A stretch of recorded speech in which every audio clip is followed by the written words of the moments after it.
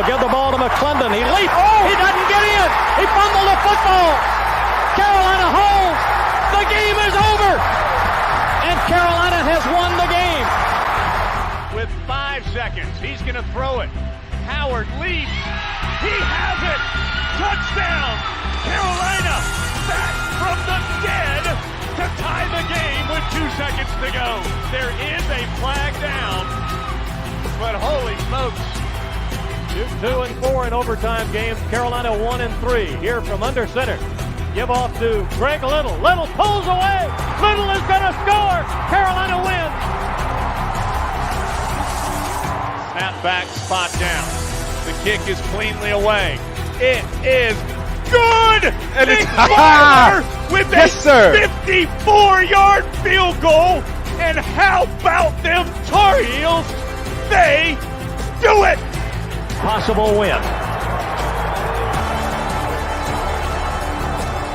Snap, spot, kick away, high enough, long enough. It's good! It's good! Carolina has won the game on a 42-yard field goal by freshman Hunter Burns. In his end zone. The punt, very high. Switzer will have room to return it. He fields it at the 40. Coming near side, Switzer at the 50. Switzer, 45, cuts back at the 40. 35, breaks a tackle at the 30. Still on his feet. No, he's not. Yes, he is. Ryan Switzer for 6. He is doing his best Giovanni Bernard impression. Ryan Switzer again. Bernard fields it at the 26. Heading to the far side. Gio at the 35. Gio, he's at the 50. No, he's not. Yes, he is. Gio is going to take it for a touchdown. Are you kidding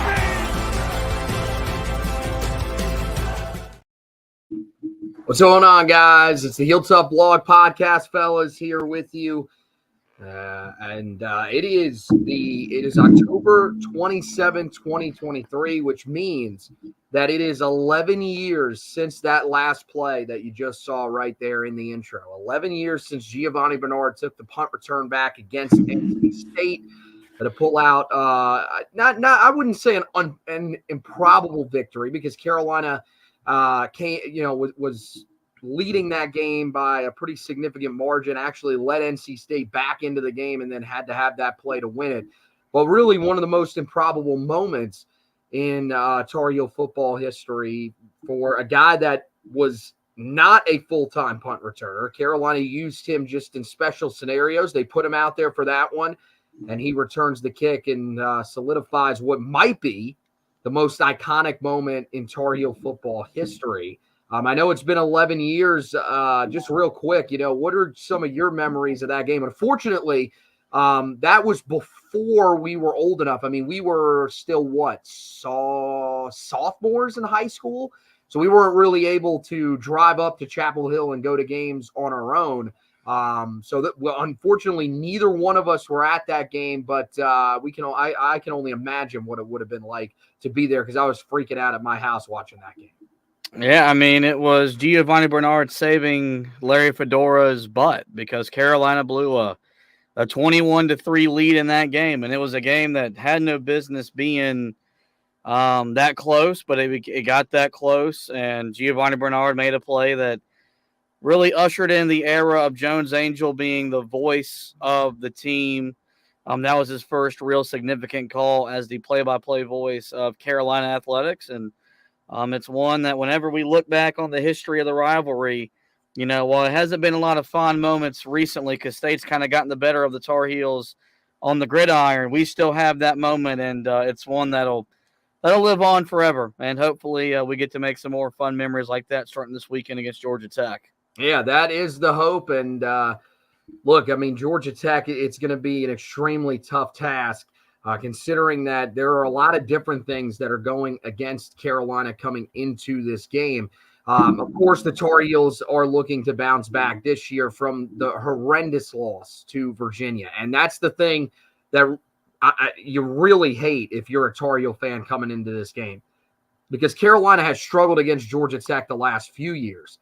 And then on top of that, now you have to find a way to recover from what is the most difficult loss that you've probably ever had to bounce back from, because it's the worst loss that we can that we think we've seen in program history. I know, there are a couple other games that come to mind, one of them including last year's game against Georgia Tech.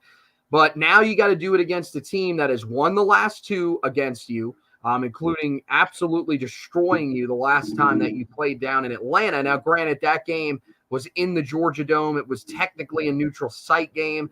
This game will be in Bobby Dodd Stadium, their normal home stadium. But Bobby Dodd, not a place Carolina's had a lot of success in. 10 of the last 12 trips to Atlanta, Carolina has lost. So a lot going against Carolina in this game, including Brent Key, the head coach of the Yellow Jackets. He is 3-5 in games against unranked ACC teams since he has taken over as head coach. He is 3-0 against ranked ACC teams since taking over. So it's not every team that he seems to be prepared for in the ACC, but all of the teams that have a number next to their name, he seems to be ready for. So a lot on the plate of the Tar Heels coming into this game, but they have to find a way to navigate all of that and pick up a win to turn their season back in the right direction. Yeah, and I mean, look, right now it's a one game at a time, and for me as a fan, they're back in prove it to me mode, because when you lose at home to 1-5 Virginia, whether it's fair to say it washes away all what you did the first 2 months of the year, is pretty much what it did, because we kind of looked around the first 6 games anyway and thought, you didn't really beat any great teams to begin with. South Carolina, 2-5. They're not going to a bowl game. You had to go to overtime against a not so great App State team.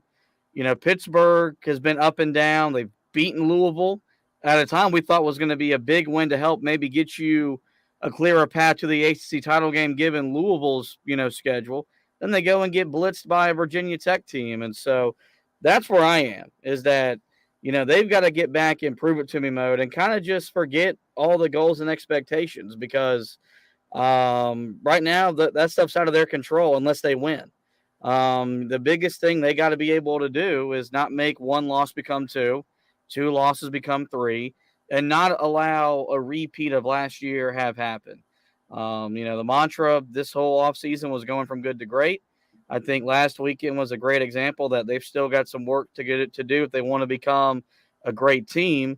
But, the really great teams and even the really, really good teams, they bounce back from, embarrassing losses.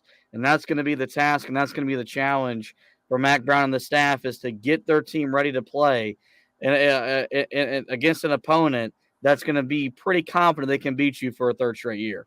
Yeah, look, everything is not gone in terms of your goals to make it back to Charlotte, but all the momentum that you built program-wise in those first 6 games is pretty much gone.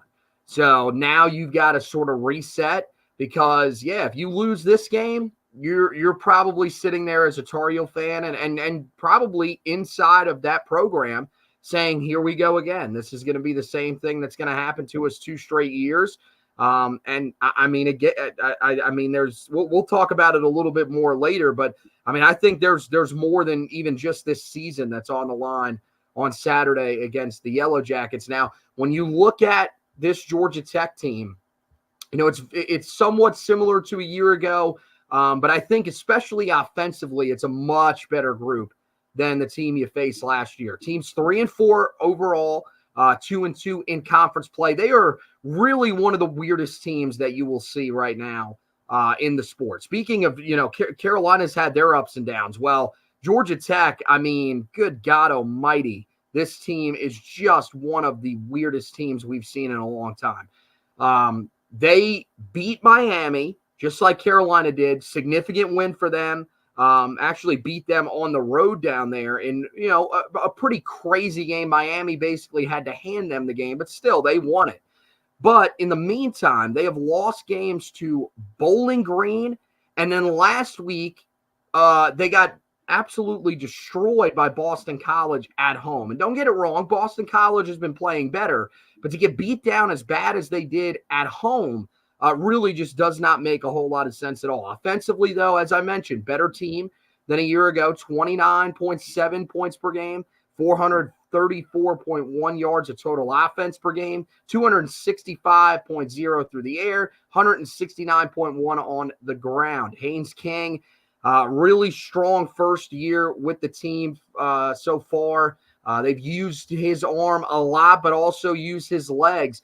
He is the leading rusher amongst quarterbacks in the conference so far this year. 61 carries, 372 yards, 3 touchdowns. Not a great sign for a Carolina team that couldn't stop a dude in Tony Muskett, who had negative rushing yards on the season coming into last week. Also through the air, been very effective, although he has turned the ball over a lot. He's thrown for 1,835 yards so far this season, while completing 59.6% of his passes, 17 touchdowns, 9 interceptions, though. So definitely a guy that has been loose at times with the football. Carolina will hope to exploit that. You look at the rest of the running game for Georgia Tech. They've got 2 really strong backs that they'll sort of mix throughout the game. It'll be Jamal Haynes, who will take the majority of the snaps, or at least, probably about 60% of the carries. And then Travion Cooley, the transfer from Louisville, is the other guy that mixes in that backfield. Both of those guys so far this year, over 250 yards rushing. So Carolina has to be prepared for that. You look at the wide receiver group for Georgia Tech this year, really balanced group. And this is the thing that's a little bit scary about them. Last week it was really one guy that killed Carolina. And that was, something that going back, maybe Carolina is able to find a way to take away, although Malik Washington is having a great season for Virginia. This is a group, 4 different wide receivers that are already over 240 yards receiving so far this year. So there are a bunch of different guys that Carolina is going to have to find a way to try to slow down in this game. You look at their offensive line. This is probably the best offensive line that Carolina has faced the entire season if you just look at it statistically. So far this year, they've allowed just 36 tackles for loss and 7 sacks the entire year. So a really productive group. That's something that is completely different from the previous years, and it's a big reason why their offense is as good as it is. You move over to the defensive side of the ball. This is where this team struggles a little bit. 30.3 points per game, 452.7 yards allowed so far this season per game, 225 passing yards allowed, 227.7 rushing yards allowed. One of the worst teams in the entire country. The defensive backfield, clearly the strength. 2 corners that are having really strong years in Keenan Johnson and KJ Wallace lead the group. The defensive front has had a lot of production stat-wise, but isn't really getting the push, especially on the interior on rundowns. And linebackers, they have struggled so far this year, especially a guy that has been starting for them at their money position, which is their second linebacker spot, and Trinelius Tatum. But still, it's a group that Carolina can attack, but there was a group last week that Carolina could attack, and they simply weren't able to do it. Tar Heels storyline setting into this game, I think the first one is, how do the Tar Heels handle their first loss of the season? They did a good job of handling the prosperity for the most part through the first 6 games of the year, and then last week they failed to do it. Now they've got a handle coming off their first loss of the season. Everybody's saying, look, this team is really not that good. This team is going to repeat what they did a year ago. So now, what is the mindset around this Tar Heel football team? Are they motivated by everything that's happened to them here over the past week? Or is this a group that's going to be downtrodden coming off that first loss of the season? I think that's going to be something that we'll probably know pretty quick with this team. And hopefully it's the first and not the latter of those scenarios that I just laid out. To be fair, to be honest, it's just to be determined. I mean, Mack Brown said in the postgame, there's guys in the locker room that care. and they're guys that don't care. And that's why last week happened, because some guys just simply didn't care. And you allowed your team to lose a game at home that you shouldn't lose. And so this is where the leadership of Drake May, Power Eccles, Cedric Gray, like those guys got to be. It's got to be prevalent. It's got to be something that's visible. And same with the coaching staff. I thought the biggest issue last week was there was just never a sense of urgency on the football field from the coaching staff, and that permeated throughout the players. Well, you got beat. And now you've got to have a sense of urgency the rest of the way if you want to at least get back to an ACC championship game. And so I think you're right. I think we'll know probably by the tone of the first drive of both the offense and the defense. If this defense, granted, Georgia Tech's offense way better than Virginia's. They can put up points, they can put up yards.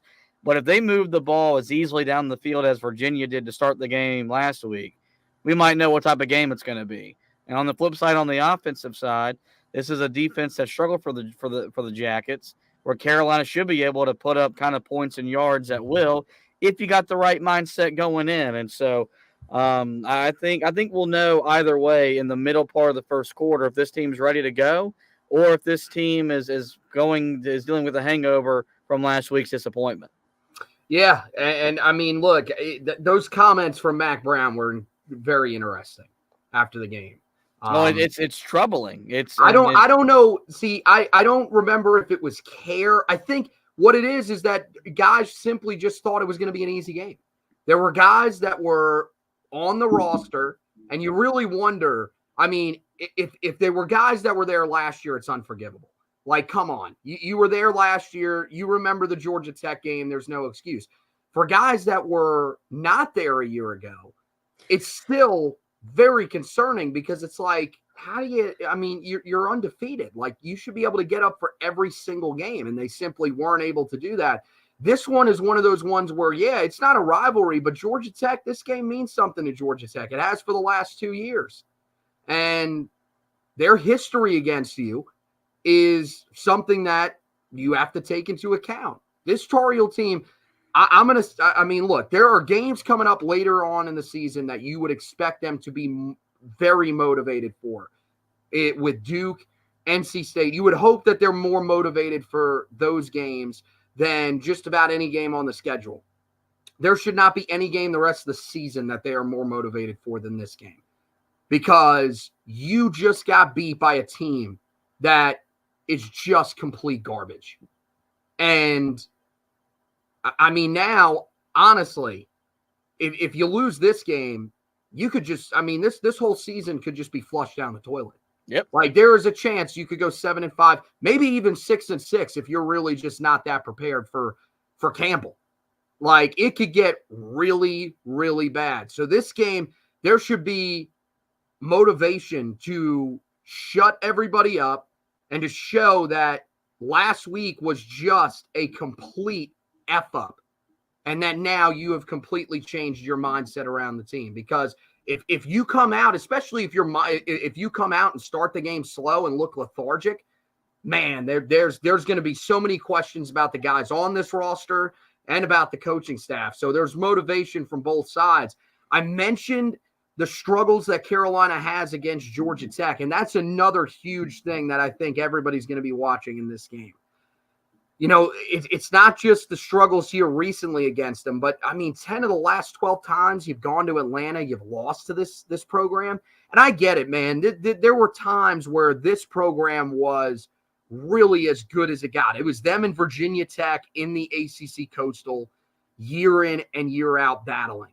But in recent years, Carolina still hasn't had a ton of success against them, despite them trying to navigate a not only coaching change, and multiple ones at that, but a complete culture shift from using the triple option of Paul Johnson to moving in the direction of trying to become a more modern offense.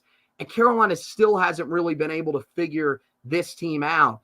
Carolina's got to be able to get over that hump. We've talked about them getting over so many humps this year. And yeah, last week was one that they needed to get over. They didn't.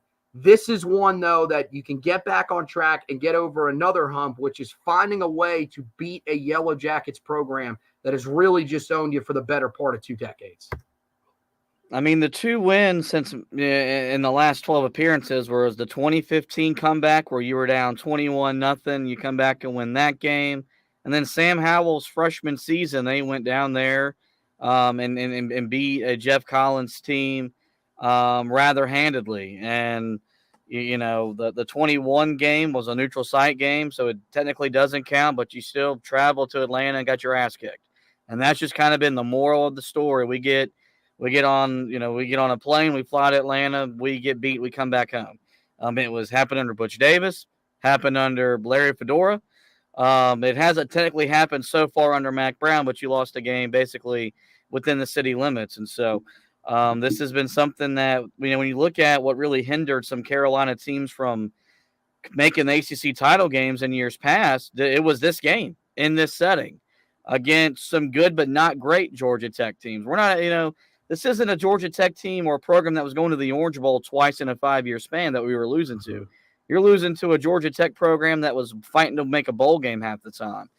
This is a team that's 3-4. So for them to make a bowl game, they're going to need a win like this to kind of, give them some momentum as we get into the final month of the regular season. So it's going to be interesting. It's one of the things that have really hovered over this program since Mack Brown left, and now he's back, and he'll be looking to answer that question once again. I think, honestly, when you look back at a lot of those games, it kind of goes into what we just talked about. Motivation in these games have not been there. Carolina has just not been ready to play Georgia Tech. It makes no sense, especially because for a while, I know this program, even in recent years, hasn't been great. But, especially, early 2010s and late in the 2000s, never got why Carolina could never get up for these games. It made no sense. And maybe it was just that Georgia Tech was better than them. But, they always looked like like Georgia Tech wanted it more than them. And they were a really good football team. Yeah, you're right. When you go back and look at some of the games that have kept them out, it's really games against them and games against Virginia Tech. Those are the 2 teams that Carolina has never really been able to solve in the past 2 decades, on the road especially. So they've got to find a way to bring, we talked about the motivation coming in, but this has to be one of those games where they say, look, I know we got to go down there. This, by the way, not a raucous environment by any stretch in Bobby Dodd Stadium. It is not. I'm not saying it's the easiest place to go play a game, but it's certainly not one of the toughest venues in all of college football to walk into. So, there's no excuse for Carolina not to be able to walk in here and come out with a victory. Now you go to the offensive side of the ball for Carolina. And we talked about the coaching when we were talking about Carolina's first loss of the season. And the guy that really you look at and are most critical of after the other night is Chip Lindsey. His game plan the other night was just terrible. There's no way around it. And now you've got a team that looks very, very similar on the defensive side of the ball to Virginia. Worse run defense than the group that you faced a week ago. And you wonder, is Chip Lindsey up to the task? Did he really learn from last week's game against Virginia? Because Carolina sure as hell needs him to, or else this could be a really long night for the Tar Heels in Atlanta.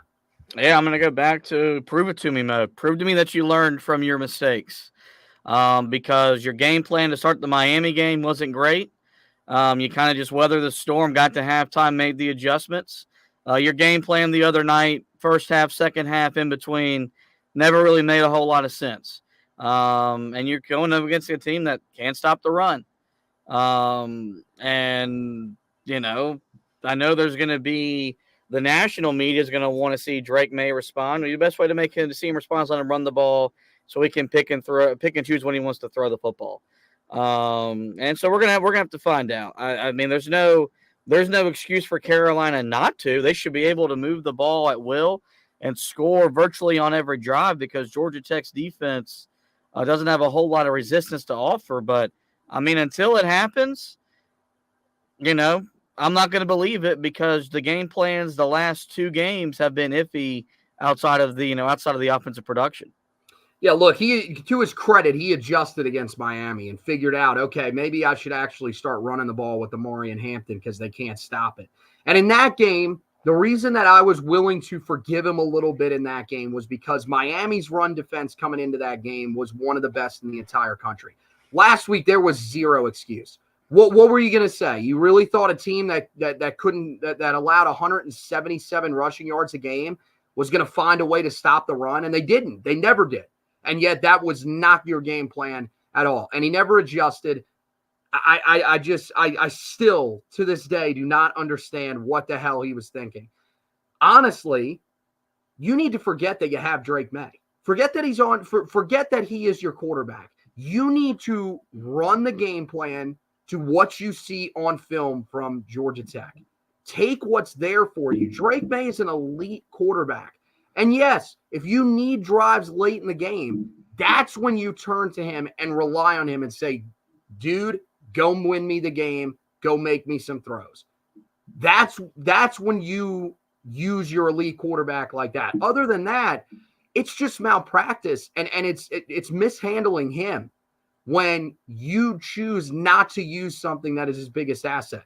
Look, man, Phil Longo, we have said it many times about him that he was stubborn. He wanted to use his quarterbacks because he knew that he had elite quarterbacks. I will give Phil Longo credit, though. In 2020, when he had a backfield that was one of the best in the ACC, he did a great job of saying, we have to run the football and utilize these running backs. You got that same thing again this year with Amari and Hampton. He leads the conference in rushing yards. He leads the conference in scrimmage yards. Give this guy the football and get your ass out of the way. Like, it really isn't that difficult. So I'm with you. I need to see it from him because it's now back-to-back games that we've seen him come out of the gates, at least, not wanting to run the football and trying to force the passing game. Don't force it. It's going to be there at some point. If you run the ball that well, it is going to eventually be there, and you're going to have one-on-one coverage against your receivers. You have to find a way to get to that, though, and you got to do it by running the football. Move over to the defensive side of the ball. Look, I mean, you said, coaching all around, and I agree. Defensively, the biggest thing coaching-wise that you saw defensively a week ago, you had 2 illegal substitution penalties throughout the night.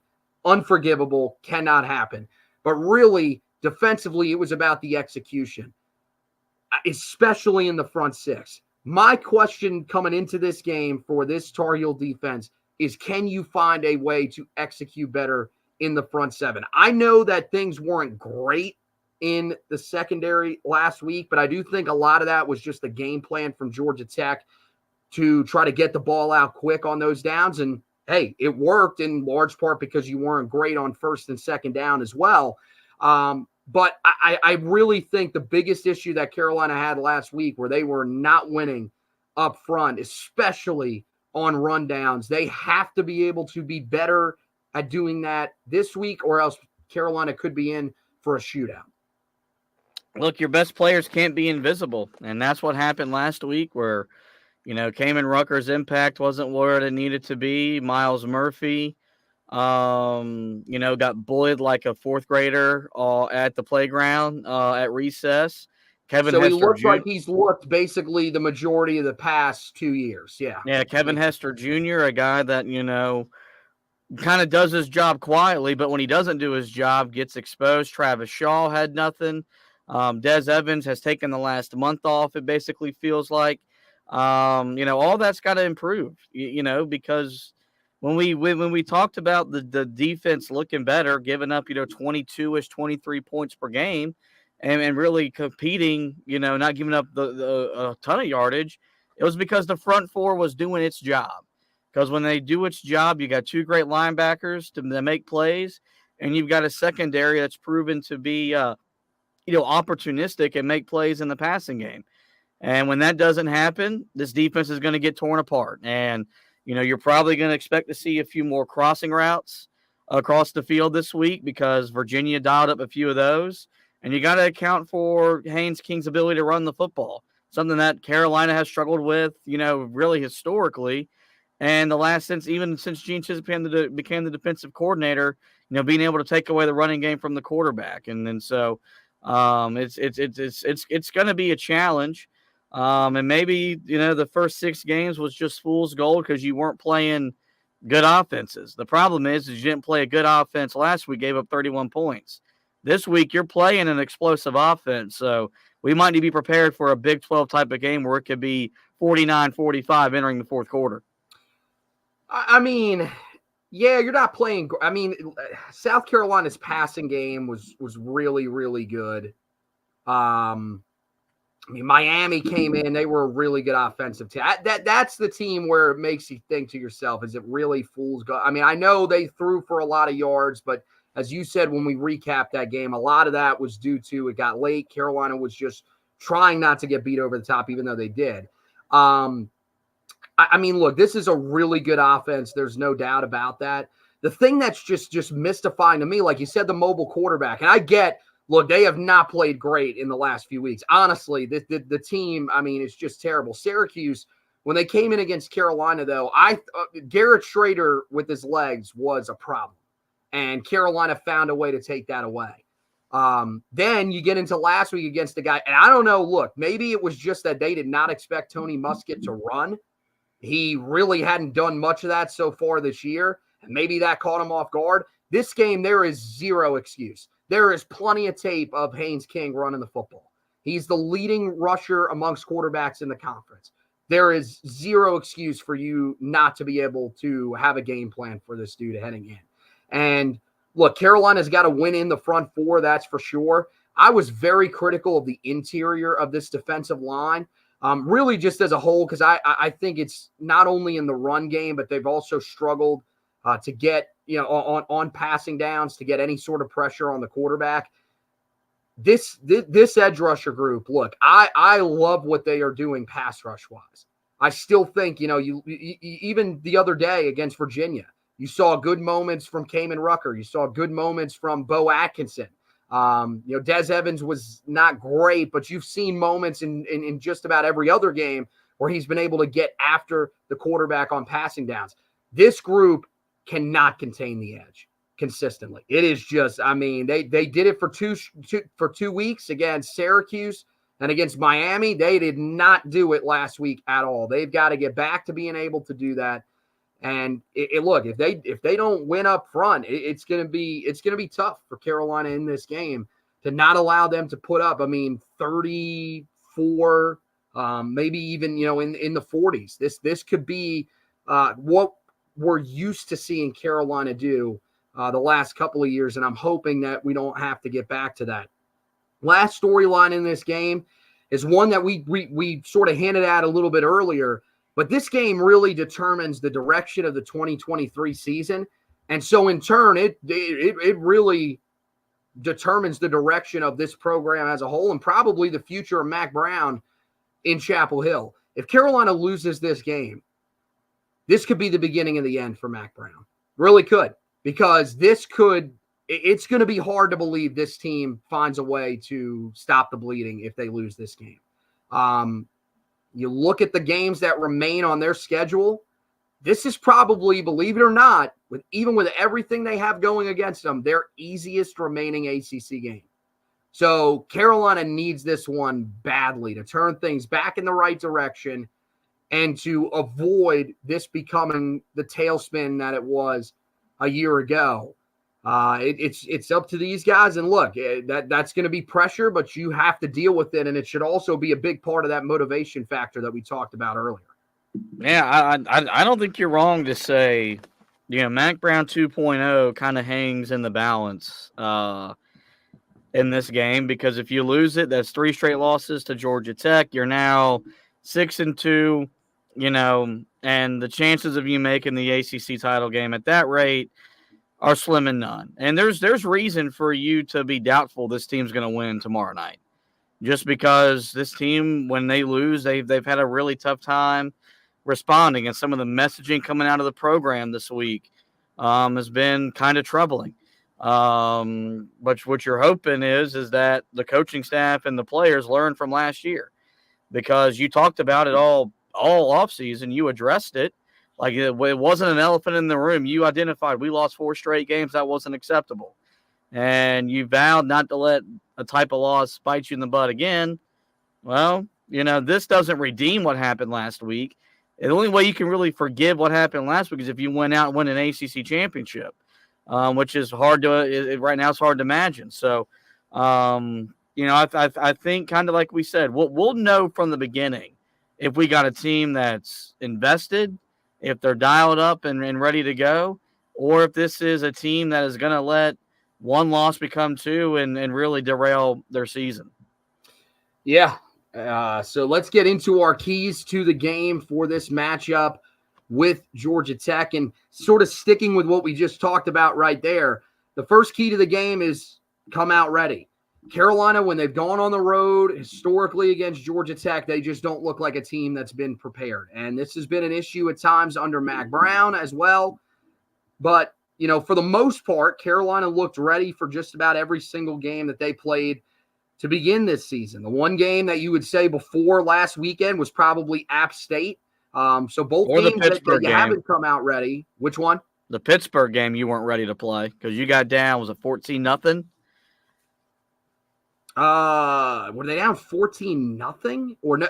Well, they were down 7-0. Then they battled back and scored, and then they went down 14-7. Yeah.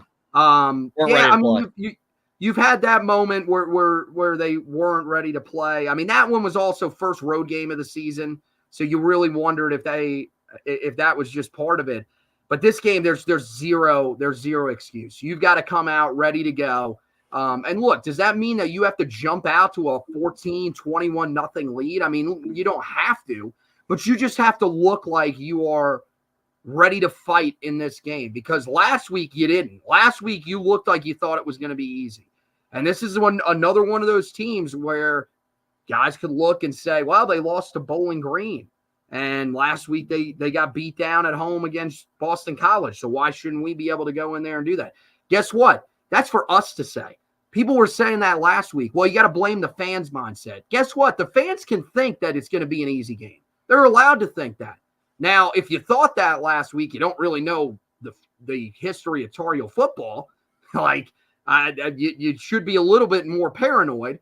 But I do think, for the players, you got to take the correct mindset into this game and be ready to go for this Georgia Tech team. Because I'm going to tell you, that team on the other side is going to be motivated. As you said, this is a big game for them to be able to make it to a bowl game, because their schedule gets really, really tough at the end of the season. This is really the start of their schedule ratcheting up. So, I mean, it's really going to be on not only the coaches to have them ready. You got to put some of this on the players. They have to come into this game motivated and ready to go. And everything that we've talked about here so far today should be able to do that for them. This is a game that Carolina's got to they've got to punch first, and they got to draw blood.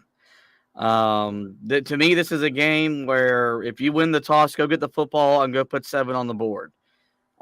Set the tone immediately. Look, do they need? It's asking a lot to build a 21-0 lead, but this feels like a game where Carolina's got to start fast and make Georgia Tech play catch up and make them play from behind. It's tricky to go to Bobby Dodd and play, because it's kind of like when you go to Connie Foreman basketball and play. There's not much of an environment there. You've got to get yourself up to play. It's because there's not a crowd to feed off of that's going to be there booing you. Usually the Tar Heel faithful, they travel pretty well to Atlanta, but even still, it's not going to be enough to make you want to get up and play. A lot of this is going to be self-motivation. And frankly, if you're not self-motivated to play in this game, you probably need to check yourself as a competitor, because you're coming off an embarrassing loss a week ago, and this is a program that's beat you back-to-back years. And last year, took away what was looking like to be a special season, and you go back to the 21 year, that was where it really just came off the rails, because Carolina was 2-1 in that game. We thought they had, got back on solid footing.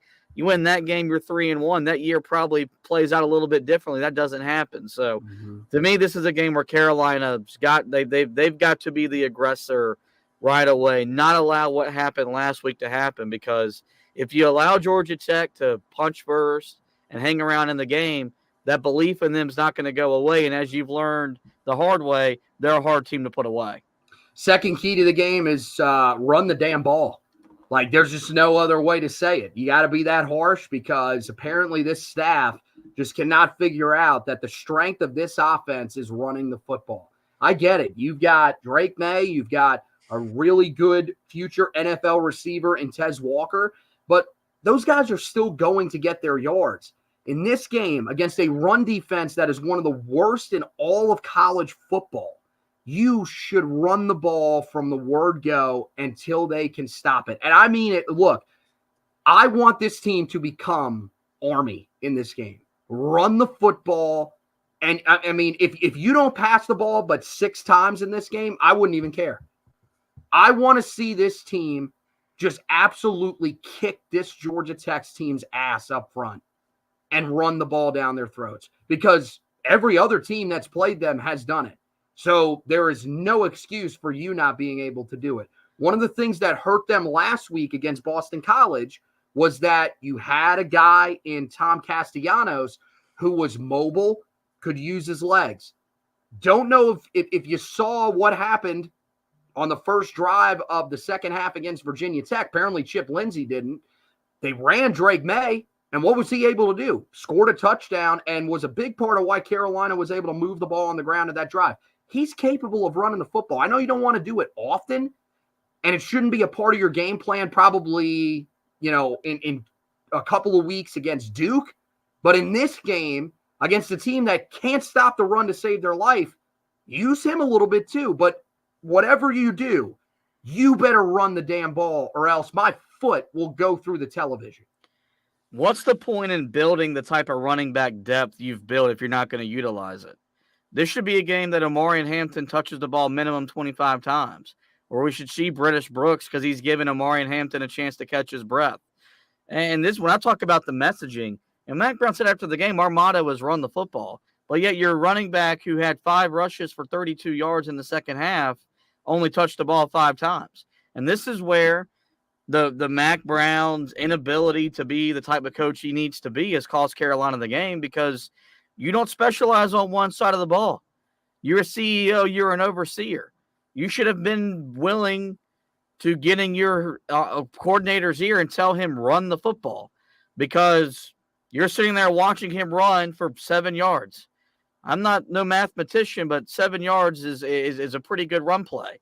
So this should be a game where Carolina minimum runs the ball 40 times as a team.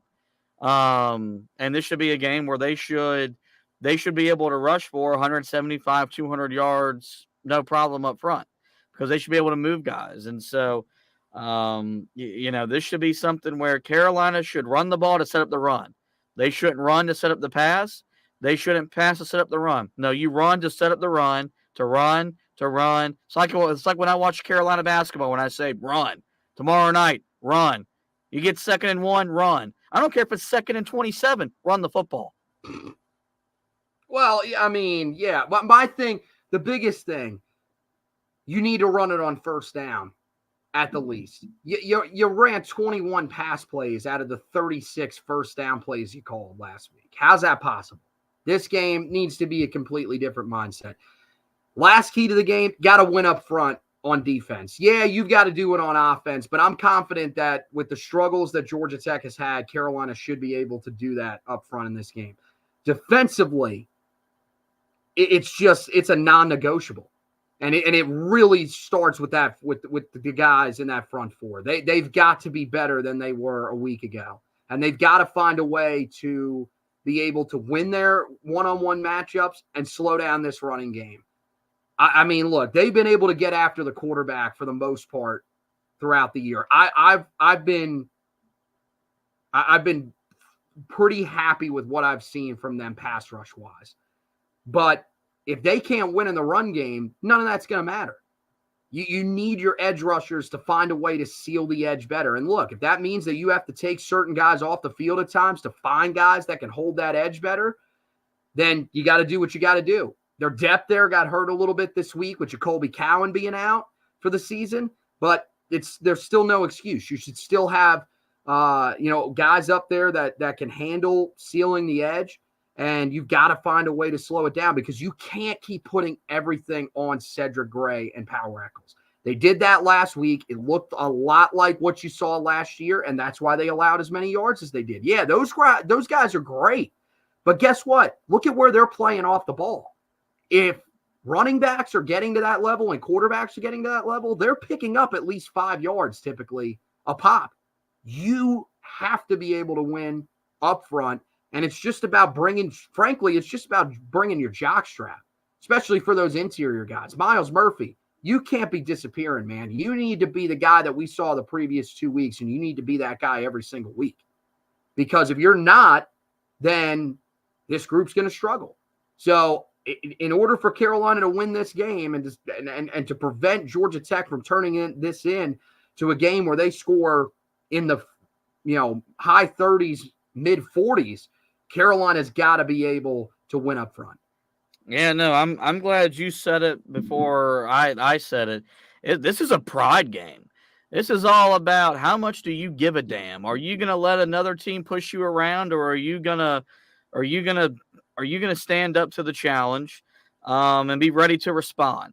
And are the guys that need to step up, are they gonna step up?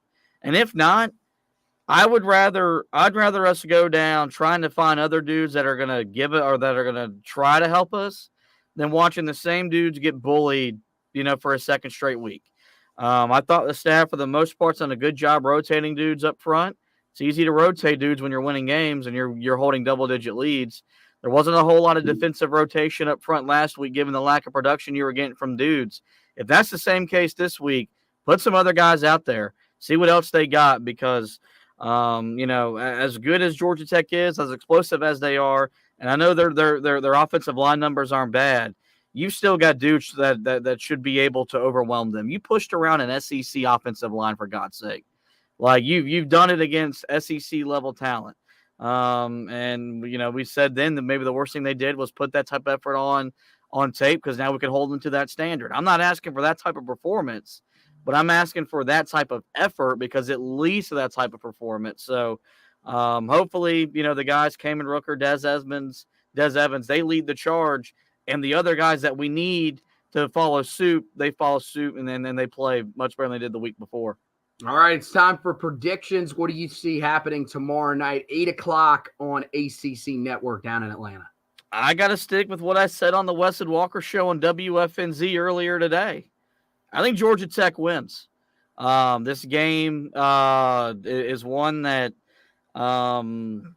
Carolina struggles to get up for. It's important to Carolina, but it's equally as important to Georgia Tech. And I just don't know if the mindset is where it needs to be entering the game. I didn't like Mac Brown's messaging on Monday saying a lot of teams around the country lost this week. If we made 3 or 4 plays, it's a different result. Mac, you lost at home to 1-5 Virginia. It's okay to be a little ornery with your football team. Maybe because you weren't ornery, that type of result happened. And, we know the struggles of going to Atlanta have been. So I kind of expect that to continue. And so I think Carolina drops their second straight game, as I think they'll lose 28-24. It took me till, week 8 to pick against the Tar Heels. So that's improvement, because usually by now I've picked at least 1 loss or 2. Yeah, although the one thing is that if you're picking that means that Carolina won't win a game probably the rest of the season outside of Campbell. This one's a tough one, man. I will say this. I don't think there is any way that Carolina wins this game by double digits. There is no chance. This is going to be a game that comes down to the end. It's going to be a nerve wracker. I'm going to go with Carolina, that they learned from last year, just because, I don't know. Maybe it's literally me just hoping that they learned from last year. But I think that you've got guys that have been on this team for years now, that have been through this, that were there last year. And damn it, have some pride and find a way to be ready for this game. And find a way to beat a team that has, for some reason, owned you the last 2 years. I think, hopefully Chip Lindsey has learned, and I think for the most part he will have learned from last week. And if not, Mac Brown better get in his damn ear and tell him to run the ball. But this is a run defense for Georgia Tech that is just horrible. I think Carolina should be able to exploit it. I think that's a big part of the reason why they'll possibly, they'll be able to get out to a fast start, because it's easier to get out to a fast start against a team that can't stop the run than against a team that can't stop you through the air. So I think Carolina gets off to a pretty quick start. But I do think it is going to be a shootout. I think Georgia Tech's offense is going to put up a lot of yards, especially on the ground. I just don't trust this run defense right now. And that was something that was there earlier in the year and that Carolina was able to navigate, but I don't know if they're able to navigate it in this one. I think this is going to be an extremely close game. It comes down to the end. I think Carolina probably has to score a late touchdown to be able to win the game. I have Carolina winning it 35-31 over Georgia Tech to pull out a big victory that hopefully will then allow them to gain a little bit of confidence and turn this season back in the right direction. Regardless of what happens, we'll have you covered over on the website, HeelToughBlog.com. We'll have the recap of the game that will go up on Sunday, so you guys can make sure to check that out. We'll have the stock report that'll go up, which will tell you who's trending up, who's trending down out of the game. And then we will have an injury report, of course, when Mac Brown talks to the media on Monday. We've been doing those throughout the year as well to update you on which guys will be monitored throughout the week, which guys are potentially done for the season, like you saw with Jacoby Cowan this past week. So make sure that you guys are keeping an eye on the website for all of that. Of course, there is some recruiting news that'll be sprinkled in between that as well. So all of that stuff on the football side of things will be there. And then you got the stuff on the basketball side of things that are going to be rolling out. Carolina just offered the top player in the 2025 class. And that might be about it for recruiting, at least for a little bit here, as Carolina gets ready to jump in season. They have their exhibition here just after we finish this edition of the podcast here, actually in about 10 minutes. You guys can check that out on ACC Network Extra. So just go to the Watch ESPN app. You should be able to scroll and eventually find it. Carolina playing St. Augustine's. What is it? St. Augustine's University, or is it St. Augustine's College? It's something. It's some weird specific way that you have to pronounce it. But Carolina will be getting ready for that matchup here, and as they hope to show you what they're going to bring to the table this year, a squad that we have some expectations for this year now after what we've seen this offseason. The ACC media does as well. But regardless of what happens throughout the basketball season, Josh will have you covered on the website. And, of course, me and him will have you covered and ready to go on the podcast side of things, Four Corners Podcast. We'll do some video editions just like we do here on the Heel Tough Blog Podcast. And then you can also check out all of the editions of the podcast wherever you listen to your podcast, along with this great podcast, places like Apple, Spotify, Google Podcasts, all those great places. You will be able to find this podcast. So that wraps it up for this edition of the podcast. Want to thank Josh for hosting with me. Want to thank you guys for watching and listening. And as always, go Tar Heels.